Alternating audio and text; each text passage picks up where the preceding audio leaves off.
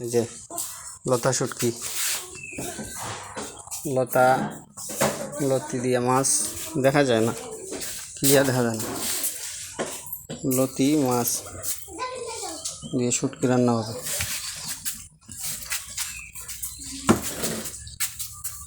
লতি শীতলের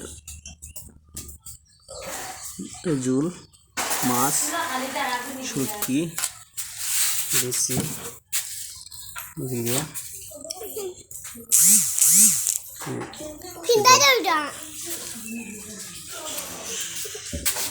সিলেটের ঐতিহ্যবাহী খাবার শুটকি তরকারি, আমরা শীতল বলি, শীতলের তরকারি। শীতলের কষা লাগবে বিদায় শীতলের সিদ্ধ করে পানি দেওয়া হয়েছে। শীতল তরকারি আসলে সিলেট অঞ্চলের খুব জনপ্রিয়। আজ এখান থেকে বিদায় নিচ্ছি, ভালো থাকবেন।